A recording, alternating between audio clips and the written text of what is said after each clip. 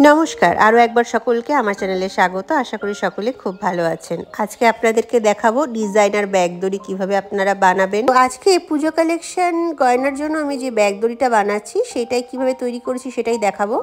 सो देखो एखाने दড়িটা आमि पाक दिए लिखे रेखेছি আগেই, সেটা তো তোমরা নিশ্চয়ই অনেকেই জানো যে কিভাবে দড়িটা পাকাতে হয়। এটা নতুন কিছুই নয়, দড়িটা ভাঁজ করে খালি হাত দিয়ে পাকাতে হয়। সো এবার দেখো এখানে আমি 5টা কালারের পুঁতি নিচ্ছি। তো আমি যে ডিজাইনটা তৈরি করেছি তার জন্য আমার 5টা কালারিং পুঁতি দরকার। আর এবারে প্রত্যেকটার গ্যাপ রেখে সামনে আমি ডিজাইনটা যেভাবে করেছি সেটাভাবে করার জন্য সামনে কিছুটা ফাঁকা রেখে আমি এখানে একটা গিট দিচ্ছি।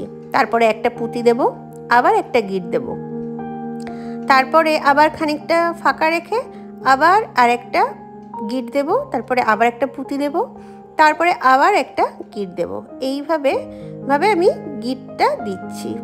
তো এক এক রকমভাবে এক এক রকমের সবাই অনেক রকমের মানে ব্যাগ দড়ির করা যায় স্টাইল। সো আমি এটা নতুনত্ব করছি, বেশ আমার ভালো লাগলো। আইডিয়াটা সম্পূর্ণই আমি নিজের থেকে নিয়েছি।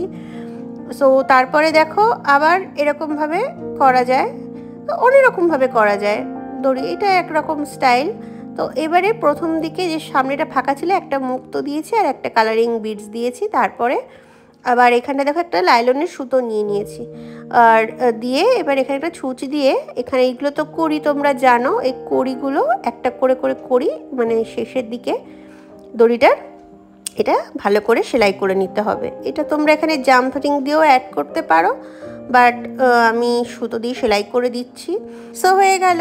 বানানো কিন্তু খুব সহজ, কিন্তু অনেকগুলো বানাতে অনেকটা সময় লাগে, ধৈর্য লাগে। তো অনেকগুলো বানিয়েছি আমার নতুন জুয়েলারির জন্য। জুয়েলারি ভিডিওটা নিয়ে এসেছি রবিবার, তোমরা দেখতে ভুলো না। টাটা।